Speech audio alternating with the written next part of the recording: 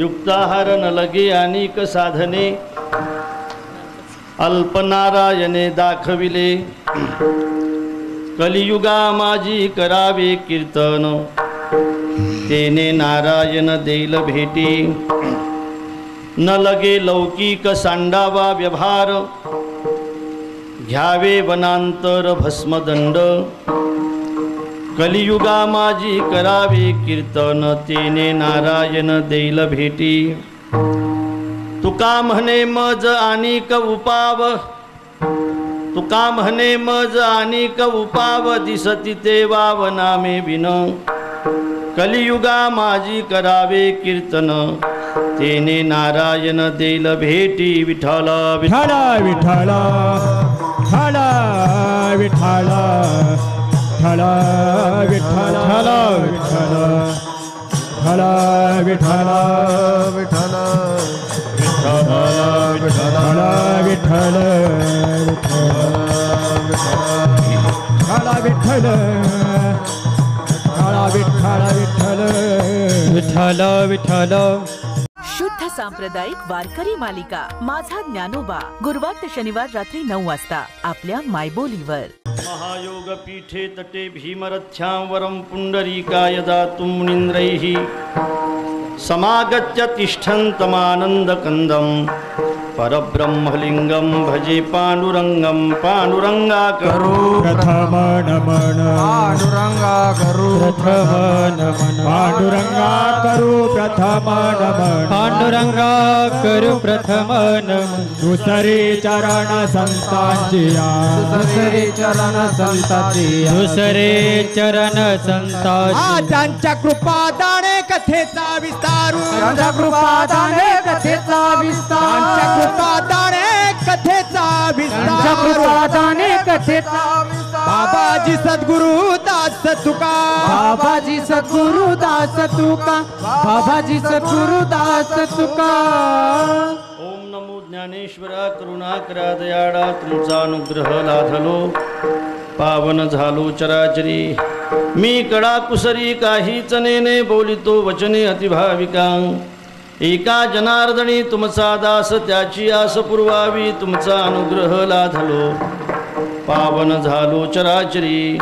नमो सद्गुरु तुकया ज्ञानदीपा नमो सद्गुरु सच्चिदानंद रूपा नमो सद्गुरु भक्त कल्याण मूर्ते नमो सद्गुरु भास्करा पूर्ण कीर्ती जयांचे केलिया स्मरण होय सकळ विद्यांचे अधिकरण तेची बंधू श्रीचरण श्री गुरूंचे ते नमस्कारोनी आता विठ्ठल विठ्ठल विठ्ठल विठ्ठल विठ्ठल विठ्ठल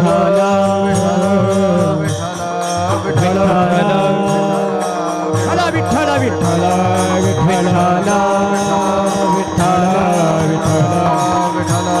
विठ्ठल विठ्ठल युक्ताहार न लगे अनेक साधने अल्पनारायणे दाखविले कलियुगा माझी करावे कीर्तन तेने नारायण देईल भेटी. मा चंद्रभागेच्या या पावन तीरावर पंढरीनाथांच्या या पावन दरबारामध्ये पूज्य बाबांच्या सहस्रदर्शन सोहळ्याच्या निमित्ताने आजपासून या ठिकाणी अखंड हरिनाम सप्ताहाची सुरुवात होते. हरिभक्तीपरायण रामायणाचार्य लबडे महाराज यांच्या मार्गदर्शनाखाली या ठिकाणी या सप्ताहाची सुरुवात आहे. आजचा पहिला दिवस आहे. प्रभुचरणी त्या निमित्ताने हे वाक्पुष्प समर्पित करण्याचा हा सुयोग आहे. प्रभुचरणी हे वाक्पुष्प समर्पित करण्याच्या निमित्ताने निवडलेला अभंग जगद्गुरु जगतवंदनीय महाराष्ट्रभूषण संत शिरोमणी संत सम्राट वैराग्यमूर्ती श्री संत तुकोबाराय यांचा 4 चरणाचा उपदेशपर प्रकरणातील अभंग असून या अभंगातून जगद्गुरु तुकोबाराय साधकाला उपदेश करतायत. विठ्ठल विठ्ठल विठ्ठल विठ्ठल विठ्ठल विठ्ठल. आपल्या संकल्पित वेळामध्ये आपल्याला या अभंगावर चिंतन करायचं आहे. बरीचशी साधक मंडळी या ठिकाणी उपस्थित आहे. या अभंगातून जगद्गुरू तुकोबाराय उपदेश करतायत. प्रश्न असा आहे की महाराजांना उपदेश करण्याचा अधिकार आहे? महाराजांना उपदेश करण्याचा अधिकार आहे का, या प्रश्नाचं उत्तर आहे की महाराजांना उपदेश करण्याचा अधिकार आहे. उपदेश करण्याचा अधिकार कोणाला असतो? मला असं वाटतंय, जोपर्यंत अर्जुन शिष्यस्तेहम असं म्हणत नाही तोपर्यंत प्रभूला सुद्धा उपदेश करण्याचा अधिकार नाही. ज्या वेळेला अर्जुन शिष्यत्व पत्करतो त्यावेळेला प्रभू अर्जुनाला उपदेश करतात. अर्जुन सखा होता. अर्जुन प्रभूच्या अतिशय आवडता होता. देखा नवलत या प्रभूचे अद्भुत प्रेम भक्ताचे, की सारथ्यपण पार्थाचे करीतो असे. आपण त्याला बोलावतो तरी तो आपल्या स्वप्नातही येत नाही. आणि अर्जुन प्रभूला बोलत होता, शिव्या देत होता, तरी सुद्धा तो जात नाही. त्यांनी कबुली दिली. सखेती मत्वा प्रसभम यदुक्तम, हे कृष्ण हे यादव हे सखेती अजानता, मी हे जाणत नव्हतो देवा. आणि जाणत नव्हतो म्हणूनच मला असं वाटतं की अमृत भेटलं मला, पण त्याचा सडा टाकण्यासाठी उपयोग केला मी.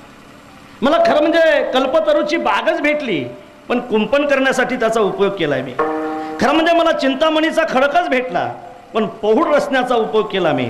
मला परीस भेटले, पण पायाभरणीसाठी मी ती वापरले. जसे पायाभरणीसाठी परीस वापरल्या जावे, पहुड भरण्यासाठी जसा चिंतामणी वापरला जावा, अमृत हे सडा टाकण्यासाठी वापरला जावं, तसंच मी तुझा उपयोग शिष्टाईसाठी केला. हे माझं चुकलंच, पण अजानता मी खरं जाणत नव्हतो. हे मी जर खरं तुला जाणलं असतं ना तर मी शिष्टाईसाठी तुला पाठवलं नसतं. विठाला विठाला विठाला विठाला विठाला विठाला विठाला विठाला. आणि क्षमा कर देवा की माझ्याकडून हे सगळं अजाणता झालं, म्हणून मी क्षमा मागतो. प्रभू अर्जुनावर खूप प्रेम करत होते, खूप प्रेम करत होते. अर्जुनाला सखा मानत होते, अर्जुनाचं सारथ्य करत होते. आपण बोलावतो आपल्या स्वप्नातही न येणारा प्रभू अर्जुन बोलत होता, शिव्या देत होता, तरी सुद्धा जात नव्हता. मला असं वाटते त्यांचं हे प्रेम होतं. जन्म जन्म मुनी जतन कराई, अंतराम कही आवत नाही. जासु राम बल शंकर काशी, देत सबई समगती अविनाशी. जन्म जन्म मुनी जतन कराई, अंतराम कही आवत नाही. जोपर्यंत अर्जुन शिष्यत्व पत्करत नाही तोपर्यंत भगवान अर्जुनाला उपदेश करत नाहीत. याचं कारण असं आहे की उपदेश करण्याचा अधिकार गुरुला आहे. गुरुला उपदेश करण्याचा अधिकार आहे. गुरुला उपदेश करण्याचा अधिकार आहे. म्हणून शिष्यत्व पत्करल्यानंतर दुसऱ्या अध्यायाच्या 11व्या श्लोकापासून उपदेशाची सुरुवात होते. अर्जुना, पंडितासारख्या गप्पा मारतो लेका, पण तू पंडित नाहीस. तू जर पंडित असता तर तुला उपदेश करण्याची गरजच नसती ना. तुझ्या गप्पा फक्त साधूच्या आहेस रे. मी निघून जाईल, रक्ताने माखलेल्या गादीवर बसणार नाही. सखेती मत्वा, नाही नाही, स्वजनमी ही कथम हत्वा सुखिन श्याम माधव. माझ्या स्वजनाची हत्या जर माझ्याकडून घडत असेल, गुरुण हत्वा, गुरुची हत्या जर माझ्याकडून घडत असेल, आणि मला जर हे राज्य मिळत असेल, तर हे रक्ताने माखलेल्या गादीवर बसण्याची माझी अर्थात इच्छा नाही. भिक्षा मागता भली मी भीक मागेल. मी निघून जाईल, आळंदीला जाईल, पंढरपूरला जाईल, अजिबात घरी येणार नाही. 4 महिने होऊ दे, नंतर घरी येईल. मला असं वाटते ह्या सगळ्या गप्पा साधूच्या आहेत ना. मी असं करेल, मी निघून जाईल, मी राहणार नाही, बस असं करेल, ह्या सगळ्या गप्पा साधूच्या असल्या तरी अर्जुना तू साधू नाहीस, आणि मला तुला साधू बनायचं आहे. मला तुला साधू बनवायचं आहे. मी नेहमी सांगेल महाराज की साधूच्या गप्पा मारण्यात जर माणसाला आनंद वाटत असेल तर साधू होण्यात किती आनंद असेल. ऐके जेथ वाचा विसवे ती साधू कथा. भगवंताच्या वाचेला जर साधूच्या कथेने विसावा मिळत असेल तर मला असं वाटते साधू होण्याचा आनंद किती मोठा असेल. मला तुला साधू म्हणून पाहायचं आहे, मला तुला योगी म्हणून पाहायचं आहे. आणि म्हणूनच युद्धभूमीवर सुद्धा भगवंताने अर्जुनाला काही साधूची लक्षणं सांगितली. अद्वेष्टा, ते कोणाचा द्वेष करत नाहीत, त्याला साधू म्हणतात. असे अनेक लक्षणं साधूचे सांगितले. मला तुला साधू बनवायचं आहे. विषय असा आहे की ज्या वेळेला अर्जुन म्हणतो की मी तुमचा शिष्य आहे, त्यावेळेला प्रभू त्याला गुरु म्हणून उपदेश करतात. अर्थात गुरुला जर उपदेश करण्याचा अधिकार असेल तर आमचे महाराज सुद्धा गुरु आहेत. फक्त गुरु नाही, जगद्गुरु तुका अवतार नामयाचा, संप्रदाय सकळाचा येथोनिया, संप्रदाय सकळाचा येथोनिया, संप्रदाय सकळाचा येथोनिया. जगद्गुरु तुका अवतार नामयाचा, संप्रदाय सकळाचा येथोनिया, संप्रदाय सकळाचा येथोनिया, संप्रदाय सकळाचा येथोनिया.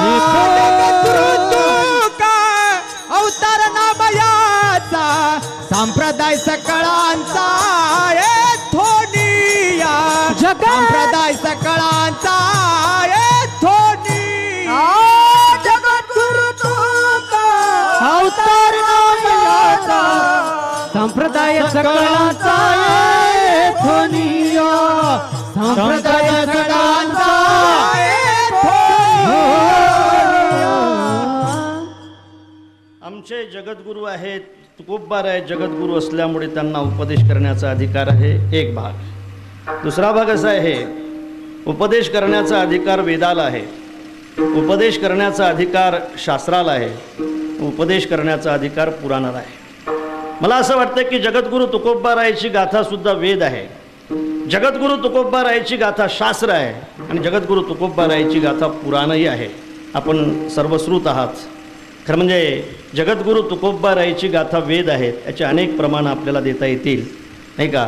हा पंचमवेद आहेत. अहम ब्रह्मास्मी, अहम ब्रह्मास्मी, अहम ब्रह्मास्मी हे वेदाचं महावाक्य आहे आणि या महावाक्याचा अनुवाद करत असताना महाराज म्हणतात मी तो वासुदेव तत्वता. तत्वमसी, तत्वमसी या वाक्याचा अनुवाद करत असताना महाराज म्हणतात देवची बरे, देवची बरे तुका म्हणे खरे तुम्ही. म्हणजे वेदाच्या महावाक्याचा अर्थ जगद्गुरु तुकोबबारायांची प्रमाणे सांगतायत, म्हणून जगद्गुरु तुकोबबारायांची गाथा वेद आहे. महाराजांची गाथा शास्त्रही आहे. शास्त्र कशाला म्हणतात? अज्ञात ज्ञापकत्वम शास्त्रस्य शास्त्रत्वम. अर्थात जे अज्ञात गोष्टीचं ज्ञान करून देते त्याला शास्त्र म्हणतात. अज्ञात गोष्टीचं ज्ञान करून देणारं जर शास्त्र असेल तर महाराजांची गाथासुद्धा आपल्याला अज्ञात गोष्टीचं ज्ञान करून देते. हे पंढरपूर आहे, या ठिकाणी पंढरीनाथ आहे. अज्ञान होतं आपल्याला त्याचं, महाराजांनी त्याचं ज्ञान करून दिलं की आलाय कुठून, हा आहे कोण. नेनो ब्रह्ममार्ग चुकले उघडे पंढरपुरा आले, भक्ते पुंडलिके देखिले उभे केले विटेवरी, उभे केले विटेवरी तो हा विठोबा निधान, तो हा विठोबा निधान. अनेक अज्ञात गोष्टीचं ज्ञान करून देणारी महाराजांची गाथा असल्यामुळे महाराजांची गाथा शास्त्र आहे. थोडक्यात सांगतो, महाराजांची गाथा वेद आहे, महाराजांची गाथा शास्त्र आहे आणि महाराजांची गाथा पुराणसुद्धा आहे. पुराण कसं आहे याचे अनेक दाखले देता येतील, पण एक दाखला देऊन पुढे जातो. पुराणामध्ये अर्थात त्याला महापुराण म्हणतायत, भागवत महापुराण म्हणतायत. आणि भागवत महापुराणाच्या पूर्वार्धामध्ये असा एक विषय येतो की त्या ठिकाणी आत्मदेव नावाचा ब्राह्मण आहे. आत्मदेव नावाच्या ब्राह्मणाच्या सौभाग्यवतीचं नाव आहे धुंदुली, बरोबर आहे ना. धुंदुली तिचं नाव आहे. आपल्याला सगळ्यांना कथा माहीत आहे. धुंदुलीला मुलगा नाही, मला मुलबाड नाही, म्हणून आत्मदेव अतिशय दुःखी आहे. आत्मदेव जीव देण्यासाठी जात असताना त्यांना एक साधू भेटतात आणि साधू प्रारब्ध बदलू शकतात म्हणून त्यांना फळ दिल्या जाते. आणि ते फळ ज्या वेळेला धुंदुलीला दिल्या जाते त्यावेळेला धुंदुली ते फळ पाहून विचार करते, लालने पालने दुःखम प्रसूता याश्च वर्तते, वंध्या या विधवा नारी सुखिनश्यामी मी मती. वंध्या आणि विधवा नारी माझ्या मते फार सुखी आहे म्हणून मी हे फळ खाणार नाही. ते फळ गाईला चारलं जातं, त्या गाईला मुलगा होतो. कथा सगळी सांगत नाही, आपल्याला माहीत आहे. अर्थात त्या गाईला होतोय मुलगा, त्याचे कान गाईसारखे आहेत, त्याचा देह हा माणसासारखा आहे, म्हणून त्याला गोकर्ण असं म्हटलं जातं. गोकर्ण तपश्चर्या करण्यासाठी निघून जातो. आणि हा जो धुंदुकारी जिच्या बहिणीचा मुलगा आणला जातो तो मात्र अतिशय विघातक निघतो आणि त्याचा पश्चाताप होतो आत्मदेवाला. आणि आत्मदेवाला पश्चाताप झाल्यानंतर आत्मदेव आपल्या मुलाला विचारतात की बाबा रे, आता मी माझ्या उद्धारासाठी काय केलं पाहिजे, काय केलं पाहिजे. बऱ्याचदा मला असं वाटते बाप जे दुःखी आहेत ना ते बाप मुलामुळेच जास्त दुःखी आहेत. मुलामुळे बाप का दुःखी आहेत याचं कारण असं आहे, ज्याच्यावर तुमचं जास्त प्रेम असते ना तीच माणसं जास्त दुःख देत असतात. लक्षात ठेवा, माझ्यापासून तुम्हाला काय दुःख आहे, कारण तुमचं माझ्यावर प्रेमच नाही म्हणून दुःखाचा काही विचारच नाही. पण ज्या मुलावर तुम्ही जास्त प्रेम करता ते मुलंच बापाला जास्त दुःख देत आहेत. लक्षात ठेवा, ते मुलंच बापाला जास्त दुःख देत आहेत. कंटाळलो रे दादा, मी काय केलं पाहिजे. मी त्या ठिकाणी गोकर्ण म्हणतो, असार खलु संसारो दुःखरूपी विमोहकः सुतकश्च धनम कश्च स्नेवान जलते निशम. बाबा, या प्रपंचाने कोणाला सुख दिलंय म्हणजे तुम्हाला सुख देईल बाबा, मग सांग ना मी आता काय करू. त्या ठिकाणी गोकर्ण म्हणतो की तुम्ही आता जंगलात निघून जा. किंग कर्तव्य वनेता तत्वामध्ये सविस्तर. मी वनात जाऊ पण काय करू काय तिथं, मी वनात जाऊन काय करू. मी वनात जाईल, मी आळंदीला जाईल, मग मी तिथं काय करू. तिथं एक गुंठा घे इकतो. विठाला विठाला विठाला विठाला विठाल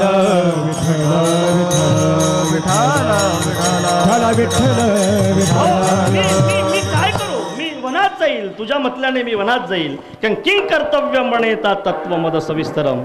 मी वनात जाऊन काय करू असं ज्यावेळेला विचारलं आत्मदेवाने गोकर्णाला, त्यावेळेला गोकर्णाने सांगितले बाबा वनात जाऊन मी सांगतो ते करा. धर्मम भजस्व सततम त्यजलोक धर्मान सेवस्व साधु पुरुषान जहि काम तृष्णान अन्यश्च दोष गुण चिंतन माशु मुक्त्वा सेवा कथा रसमहो नितराम पिबत्वम. गोकर्णाने आपल्या वडिलाला सांगितलं. मला असं वाटते महाराजसुद्धा आपल्याला तेच सांगतायत. सेवस्व साधू पुरुषान मस्तक ठेंगणा करी संताच्या चरणा. अर्थात अन्यष्ट दोष गुणचिंतन माशु मुक्त्वा आणि काचे कानी गुणदोष मना नानी. अर्थात जगद्गुरु तुकोबारायची गाथा शास्त्र आहे, जगद्गुरु तुकोबारायची गाथा वेद आहे आणि जगद्गुरु तुकोबारायची गाथा पुराण आहे. आणि म्हणूनच महाराजांना उपदेश करण्याचा अधिकार आहे. विठ्ठल विठाल विठाल विठाल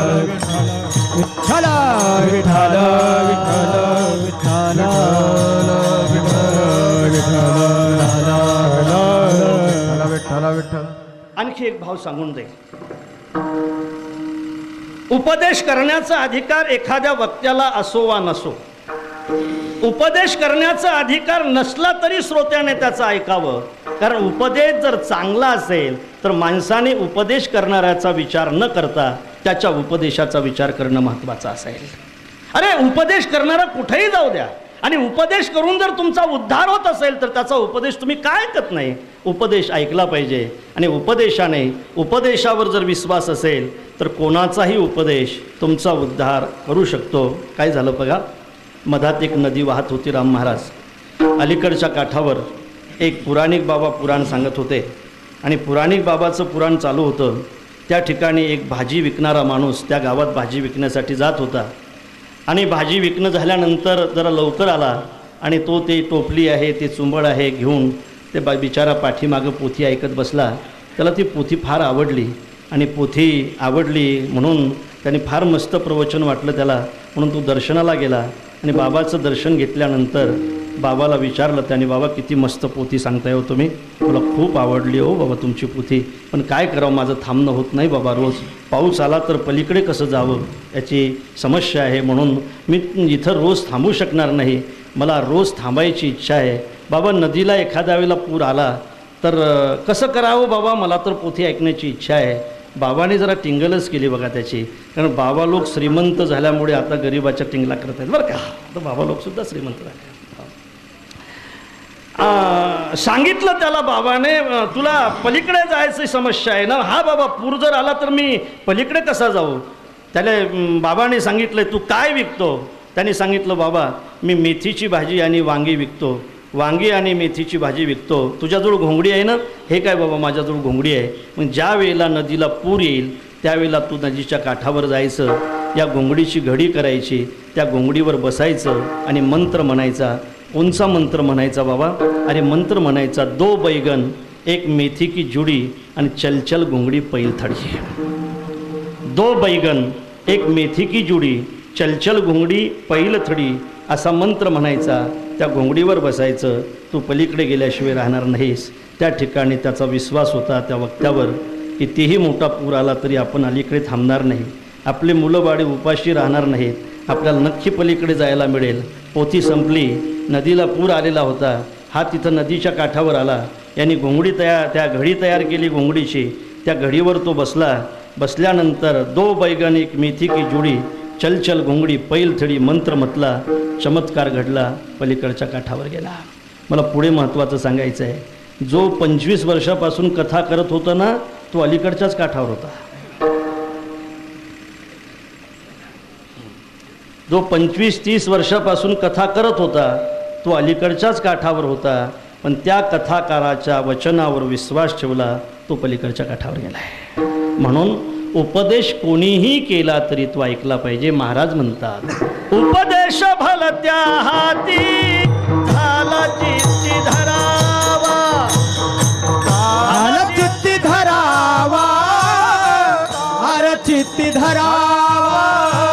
उपदेश भलत्या हाती जानतेने धरावा, जानतेने धरावा, जानतेने धरावा. उपदेश भलत्या हाती झाला चित्ती धरावा, अरे चित्ती धरावा, अरे चित्ती धरावा. उपदेश भलत्या हाती जानतेने धरावा, जानतेने धरावा, जानतेने धरावा. उपदेश भलत्या हाती झाल्या चित्ती धरावा. महाराज पुढे असं म्हणतात, नये जाऊ पात्रावरी कवटीसार नारळी. हे फार महत्त्वाचं आहे. नये जाऊ पात्रावरी कवटीसार नारळी. नारळाचं वरचं अंग पाहत नसतात तर खालचा गाभा पाहणं महत्त्वाचा असतो. वरचं अंग पाहायचं नाही याचा अर्थ उपदेश कोण करतो याची जात पाहायची नाही. वरचं अंग पाहायचं नाही याचं कारण अर्थ असा आहे, उपदेश कोण करतो याचं वय पाहायचं नाही, त्याचा उपदेश पाहायला पाहिजे. मग उपदेश करण्याचा अधिकार अर्थात एखाद्याला नसला तरी श्रोत्याचा जर अधिकार असेल तर तो वक्ता त्या श्रोत्याचा उद्धार केल्याशिवाय राहणार नाही. अनेक प्रसंग आपल्या पुढे मांडता येतील. तसं मुक्ताबाईचं वय फार लहान होतं, चांगदेव महाराजांचं वय फार मोठं होतं, तरीसुद्धा मुक्ताबाई चांगदेव महाराजांना उपदेश करते. मुक्ताबाई चांगदेव महाराजांना उपदेश करते याहीपेक्षा मुक्ताबाई नामदेव महाराजांची आजेगुरू होते याहीपेक्षा मुक्ताबाई ज्ञानेश्वर महाराजांना सुद्धा उपदेश करते. हे अतिशय महत्त्वाचं आहे.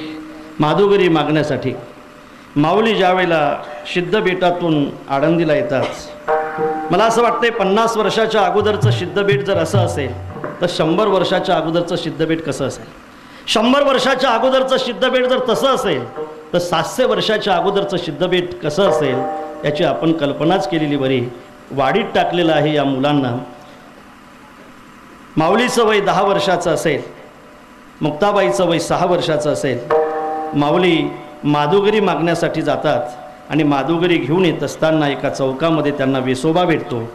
वेसोबा भेटल्यानंतर वेसोबा विचारतोय, काय चालवलं रे. म्हटले माधुगरी चालवली दादा काका. त्या माधुगिरीची झोडी वेसोबा आपल्या हातात घेतात, ती झोडी रिकामी करतात, कोरांना सगळं मोरीमध्ये लोटून देतात, त्याच्यावर काठी फिरवतात. त्या दिवसाची झोडी रिकामी सिद्धबेटामध्ये जाते. येईल माझा दादा, भूक लागली मला, येईल माझा दादा. मुक्ती वाट पाहत असते. मुक्तीला दादा दिसतो. मुक्तीला अतिशय आनंद होतो. ठरल्याप्रमाणे मुक्तीच्या हातामध्ये ती झोडी दिल्या जाते. मुक्ताबाई झोडीत पाहते तर झोडीत काहीच दिसत नाही आणि समोर पाहते तर समोर दादाही दिसत नाही. कुठं आहे दादा म्हणून खोपडीकडे पाहिल्या जाते. त्यावेळेला मुक्ताबाईला ताटी लावलेली दिसते आणि मुक्ताबाई त्या खिडकीतून पाहते, गुडघ्यामध्ये डोकं घालून दादा रडत असतो. दुर्भाग्य आहे दादा समाजाचं की जी माणसं समाजाचं काम करण्यासाठी आपल्या प्रपंचाची राख रांगोळी करतात ती माणसं अर्थात तो समाज त्या माणसाला त्रास देतो. हे समाजातलं फार मोठं दुर्भाग्य आहे, लक्षात ठेवा. पण मला असं वाटतंय, एखादा साधक जर साधना करत असेल आणि साधना करत असणाऱ्या साधकाबद्दल जर कोणी गैरसमज करत असेल तर साधकाने त्याचा विचार न करता साधना करणं महत्त्वाची असेल. अरे जगद्गुरु तुकोबार आहे, जर लोक अपवाद करतात म्हणून जर थांबले असते, लोक अपवादामुळे 350 वर्षाच्या अगोदर जर जगद्गुरु तुकोबाराय थांबले असते, लोक अपवादामुळे 350 वर्षाच्या अगोदर जर छत्रपती शिवाजी महाराज थांबले असते, तर मला असं वाटतंय या महाराष्ट्रातले सप्तेसुद्धा चालू होण्याच्या अगोदर थांबले असते. म्हणून जी माणसं चांगल्या मार्गाने चालतात त्यांनी कधी थांबायचं नसते. ज्यावेळेला ती माणसं थांबतायत ना त्यावेळेला ते एकटे थांबत नसतात, त्यांच्यासोबत सगळा समाज थांबत असतो. म्हणून माऊली बसलेले आहेत, गुडघ्यामध्ये डोकं घालून रडतायत. मुक्ताबाई झरोक्यातून पाहते, त्या खिडकीतून पाहते आणि मुक्ताबाई दादाला उपदेश करते, दादा रडू नको रे दादा, आज दिवसभर मी तुला भाकरी नाही मागणार रे दादा. काय रे दादा, ज्यांच्या कुशीमध्ये डोकं घालून आम्ही हक्काने रडावं ते तर आम्हाला लहानपणीच टाकून गेले दादा. कधी कधी तुमच्या पुढे रडण्याची इच्छा होते, तुम्हीच आमच्या पुढे रडता, मग आम्ही पुन्हा पुढे रडावं दादा. मुक्ताबाई आपल्या दादाला समजून सांगते, मला असं वाटते गड्या, ज्यावेळेला माणसाची माय जाते ना त्यावेळेला बहीणच माणसाची माय बनत असते. राम महाराज, बहीण माणसाची माय बनते.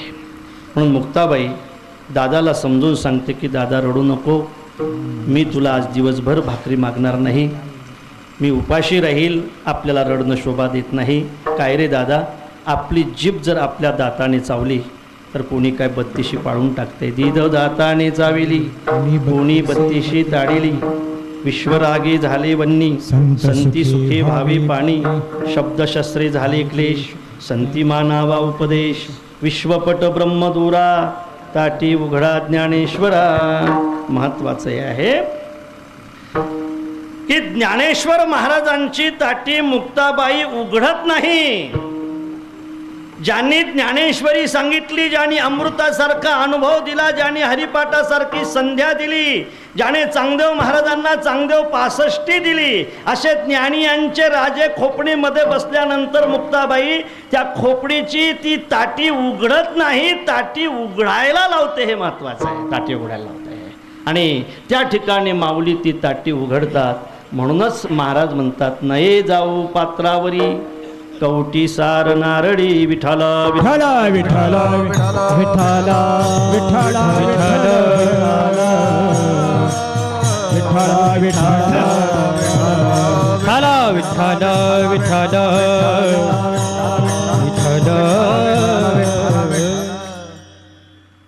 बालादपि सुभाषितम अमित्रादपि सदृत्तम मेद्यादपि कांचनम विषादपि अमृतम ग्राह्यम. अमृत जर असेल तर माणसाने विषातून सुद्धा घ्यावं. चांगलं वागणं जर असेल तर माणसाने शत्रूपासून सुद्धा घ्यावं. चांगलं वागणं जर असेल तर शत्रूपासून सुद्धा घ्यावं. अमित्रादपि सुदृतम मेद्यादपि कांचनम.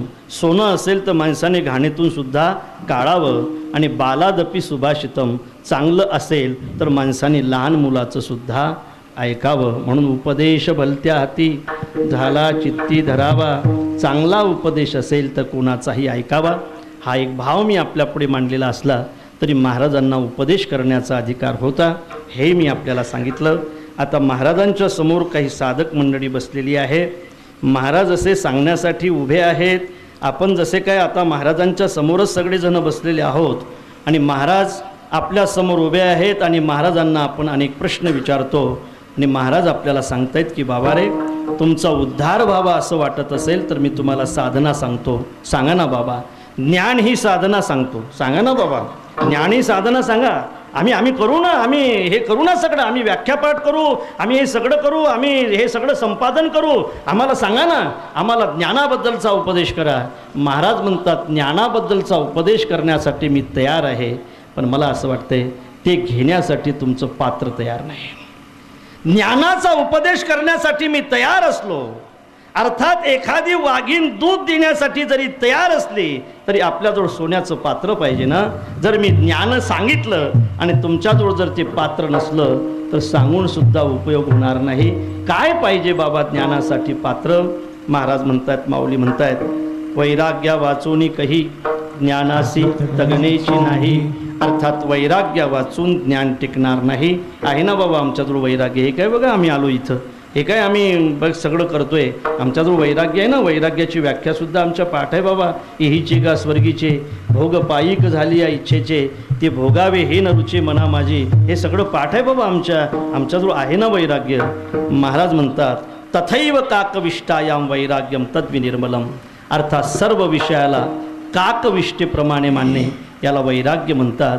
आणि वैराग्य हे अतिशय कठीण आहे. मी सांगेल, 2 नाटकं कधी जमत नसतात. एक पैशाचं नाटक जमत नसते आणि एक वैराग्याचं नाटक जमत नसते. नाटक नाही जमत, ते कधीतरी उघडं पडल्याशिवाय राहणार नाही. एक भाव सांगून जाईल, महत्त्वाचा भाव आहे. रामायणामध्ये असा एक प्रसंग येतो की ज्या वेळेला लखनजीला इंद्रजिताची शक्ती लागते, लखनजीला इंद्रजिताची शक्ती लागल्यानंतर लखनजीला असं उचलून आणलं जातं. रामप्रभू बसलेले आहेत. रामप्रभू लखनजीचं डोकं आपल्या मांडीवर घेतात आणि सगळे वानरं बाजूने बसलेले आहेत. सगळे वानरं लखनजीकडे पाहून रडतात. वानरं रडतात हे आश्चर्य नाही, रामप्रभूसुद्धा आपल्या भावासाठी रडतात. रामप्रभू सगळ्या वानराकडे पाहून असं म्हणतात, हे नलनील, हे जामवंत, हे विभीषण, हे हनुमान, लक्षात ठेवाले का, उद्या जर माझ्या लखनला कशाने काही झालं तर उद्या तुम्हाला राम जिवंत दिसणार नाही. लक्षात ठेवा, रामाला उद्या जिवंत राहण्याचा अधिकार नाही. अरे, जिने आपल्या पोटचा गोळा माझ्यासोबत पाठवला, माझा दादा 14 वर्ष झोपला नाही, माझ्या दादाने 14 वर्ष काही खाल्लं नाही, आणि त्याला जर कशाने काही झालं आणि मी एकटाच जर परत गेलो आणि मला जर माझ्या सुमित्रा मातेने विचारलं, काय रे राघव, एकटाच आला दादा, माझा लखन कुठं आहे? तर मी तिला काय सांगू? काही झालं तरी चालेल, पण माझा भाऊ मला पाहिजे. मला असं वाटतं की हे रामायणातील बंधुप्रेम आहे आणि प्रत्येक घराला या बंधुप्रेमाची आजही गरज आहे. शक्य सीता समानारी मर्त्य लोके विचिन्वता न लक्ष्मणो समोभ्राता. शक्य आहे मला सीतेसारखी बायको मिळेल, शक्य आहे मला दशरथासारखा बाप मिळेल, शक्य आहे मला अयोध्येसारखं राज्य मिळेल, पण अशक्य आहे मला लक्ष्मणासारखा भाऊ भेटणार नाही. मग काहीही झालं तरी चालेल, पण मला माझा भाऊ पाहिजे. अर्थात त्या एका वैद्याला त्याचं घरच उचलून आणल्या जाते, सुसेन नावाच्या वैद्याचं. तो वैद्य सांगतो, तुमचा भाऊ अर्थात व्हावा जागी असं जर तुम्हाला वाटत असेल तर या पर्वतावर एक वल्ली आहे, ती वल्ली तुम्ही घेऊन आलं पाहिजे. कोण जाईल ते औषधी आणण्यासाठी? मग हनुमानजीकडे सगळेजणं पाहतात. हनुमानजी ते औषधी आणण्यासाठी निघतात, त्या पर्वतावर जातात. थोडक्यात सांगतो, त्या पर्वतावर गेल्यानंतर कोणची हे औषधी हनुमानजीला नाही समजत. मग हनुमानजी तो पर्वत उचलतात. आकाश मार्गाने जात असताना अयोध्येवरून हनुमानजीचा तो मार्ग आहे आणि भरतजीचं लक्ष त्या पर्वताकडे जाते. हे संकट माझ्या दिशेने जाते की काय म्हणून भरतजी खालून बाण मारतात. हनुमानजीला खाली यावं लागतं.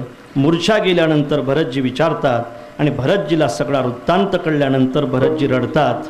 भरतजी त्या ठिकाणी असं म्हणतात, खरंच कैकई जर वांज राहिली असते तर आज माझ्या लखनला इंद्रजिताची शक्ती लागली नसते. कोण तो इंद्रजित की ज्याने माझ्या भावाला शक्ती मारली?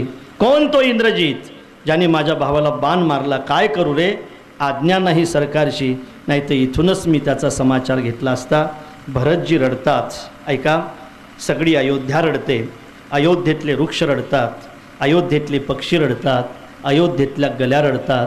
हनुमानजीचे नेत्रसुद्धा ढिले होतात आणि हनुमानजी एका एका पात्राकडे अशी नजर फिरवतात. एका पात्राकडे ज्यावेळेला लक्ष जाते ना त्यावेळेला त्या पात्राजवळ जातात. ते श्री पात्र आहे.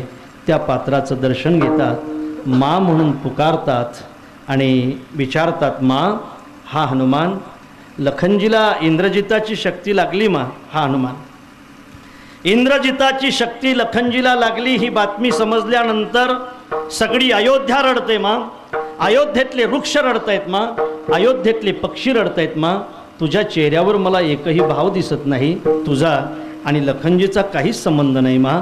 त्यावेळेला उर्मिला म्हणते, लखनजीचा आणि माझा जो संबंध आहे ना हनुमान, तो अयोध्येत दुसऱ्या कोणाचा नाही, ते माझं सौभाग्य आहे.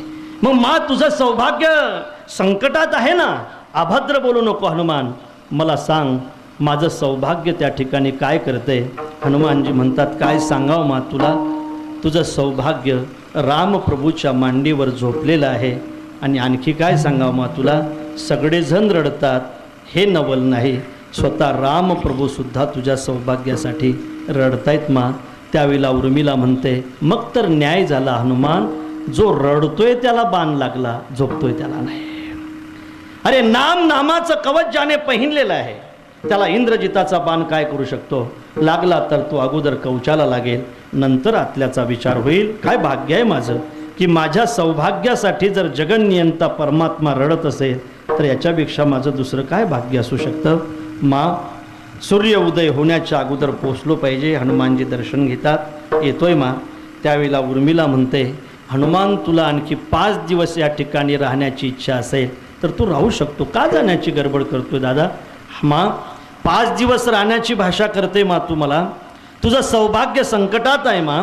सूर्य उदय होण्याच्या अगोदर जर नाही पोचलो तर एखाद्या वेळेला अनुचित घडण्याची शक्यता आहे मा, आणि तू 5 दिवस राहण्याची भाषा करते मला या ठिकाणी. त्यावेळेला उर्मिला म्हणते, हनुमान तुझ्याशी बोलणारी एक पतिव्रता आहे, तुझ्याशी बोलणारी एक रघुकुलातली कुलवधू आहे.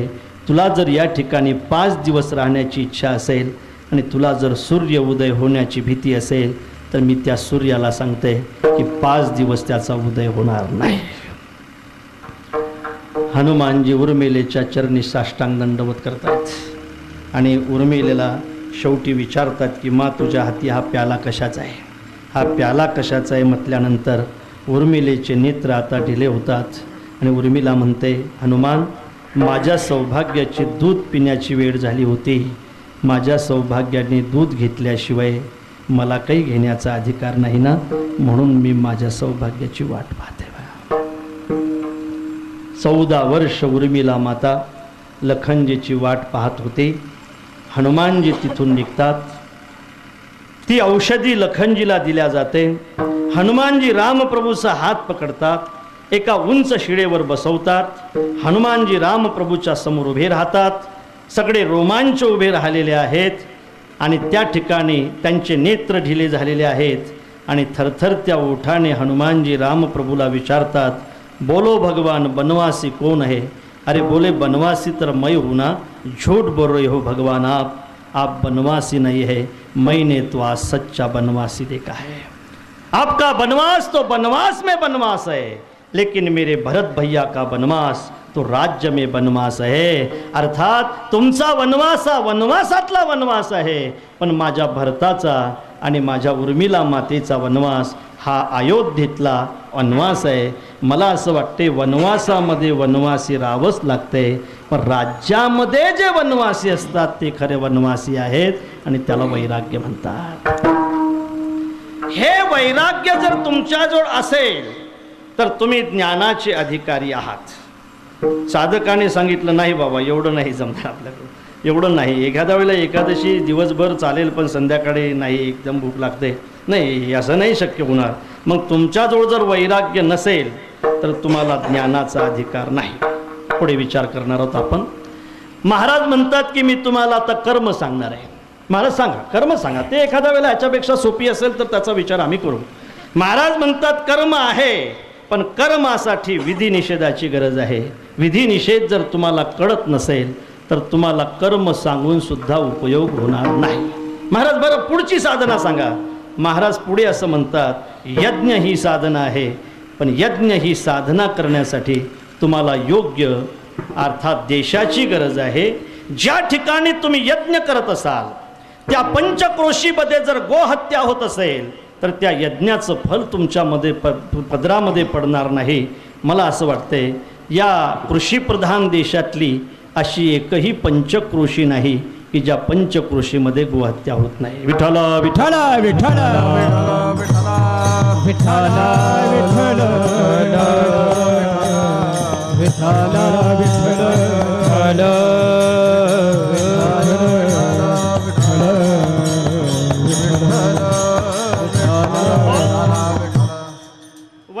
वैराग्य नसल्यामुळे तुम्ही ज्ञानाचे अधिकारी नाही, विधिनिषेध नसल्यामुळे तुम्ही कर्माचेही अधिकारी नाही, तुमच्याजवळ योग्य देश नसल्यामुळे तुम्ही यज्ञाचेही अधिकारी नाही. यज्ञ करण्यासाठी, गायत्री मंत्र म्हणण्यासाठी, अरे पंचक्रोशीत जर गोहत्या होत असेल तर त्याचं फल तुमच्या पदरामध्ये पडणार नाही. आणि दुर्भाग्य या देशाचं की या देशामध्ये अशी एकही पंचक्रोशी नाही की ज्या पंचक्रोशीमध्ये आज गायीची हत्या होत नाही. गायीबद्दल बोलायला मला वेळ नाही, तो माझा स्वतंत्र विषय आहे. खरं म्हणजे स्वातंत्र्याच्या अगोदर 1931 साली हैदराबादमध्ये भाषण होतं गांधीजींचं, आणि त्या भाषणामध्ये गांधीजी असं म्हटले होते, इस देश के गोवंश की ओर ध्यान न देकर हमने बहुत बड़ा गुनाह किया है. इस देश के गोवंश की ओर ध्यान न दिया जाए तो इस देश की स्थिति बिगड़ सकती है. गो माता तो हमें माता से ही बढ़कर है. गांधीजीला विचारलं होतं त्या इंग्रज ऑफिसरने, महात्माजी तुमचा देश स्वतंत्र झाला पाहिजे का तुमच्या देशातली गाय स्वतंत्र झाली पाहिजे? गांधीजींनी दिलेलं उत्तर आहे, आमचा देश आणखी 10 वर्षांनी स्वतंत्र झाला तरी चालेल, पण या देशातली अगोदर गाय स्वतंत्र झाली पाहिजे. गाय जर पारतंत्र्यामध्ये असेल तर देश स्वतंत्र होऊन काय उपयोग आहे? नाथबाबा सुद्धा म्हणतात, या लागी गाय आणि सज्जन माझा जान जीव प्राण, माझे पूजेचे अधिष्ठान सुलभ जान ये दोन्ही, आपत्काली गोरक्षण करीतो पढियंता मज जान, त्या सवे मी आपण गोरक्षण करीत असे, निर्लोभ गायीची सेवा तेने माझी प्राप्ती उद्धवा. अर्थात नाथबाबा सुद्धा त्याचं वर्णन करतात. मला जास्त नाही बोलायचं, मला पुढे जायचं आहे. अर्थात पंचक्रोशीमध्ये गोहत्या होत असेल तर खऱ्या अर्थाने यज्ञाचं फलसुद्धा भेटणार नाही. मग महाराज पुढे काही सांगा ना. महाराज म्हणतात, योग आहे, योगाची साधना तुम्हाला करता येईल का? कशी केली पाहिजे बाबा ती साधना? योगाची साधना करत असताना असं म्हणतात, एक दोहन क्रिया केली पाहिजे, अशी जीभ बाहेर ओढली पाहिजे. किती दिवस ओढली पाहिजे? 12 वर्ष ओढली पाहिजे. छेदन क्रिया केली पाहिजे. जिभेचा खालचा भाग आहे तो रोज केसा इतका कापला पाहिजे, तेही 12 वर्ष केलं पाहिजे. मग काय करायचं? टाच लावून बसलं पाहिजे. हे 1-2 दिवस नाही, 12 वर्ष बसलं पाहिजे. मग ती कुंडलिनी जागृत होते. इथं एक अमृत तलाव आहे, तिथं ती जीभ अशी आडवी लावली पाहिजे. ती कुंडलिनी रक्त रेत खात खात मानेजवळ येते, अनाहत नावाचा ध्वनी होतो. त्याच ध्वनीमध्ये बरेचसे योगी चालले जातात. मग ती कुंडलिनी वर जाते. इथं आपल्या अमृतकुप्पी आहे, त्याला ते स्पर्श करते. ती अमृतकुप्पी सांडल्यानंतर माणूस अमर होतो. मला वाटते कोणाला अमर होण्याची इच्छा आहे? ज्याला अमर होण्याची इच्छा असेल त्यांनी उद्यापासून जीभ ओढणं चालू करा. योग ही साधना आहे, पण योग साधना साध्य करण्यासाठी आपल्याजवळ युक्त काल नाही. नाथबाबा म्हणतात, शरीर शोषण प्राण निरोधन मन जय हठ योग. शरीर शोषण प्राण हठ योग. दूध पीडन कुंडलिनी कलिमल दल भंग. दूध पीड कुंडलिनी कलिमल दल भंग.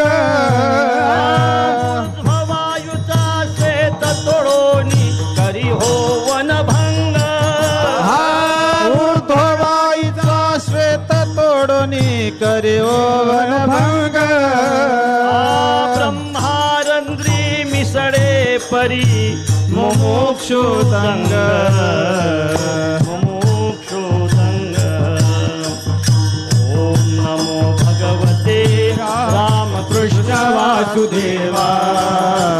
ओम नमो भगवते रामकृष्ण वासुदेवा. ओम नमो भगवते रामकृष्ण वासुदेवा. ओम नमो भगवते रामकृष्ण वासुदेवा.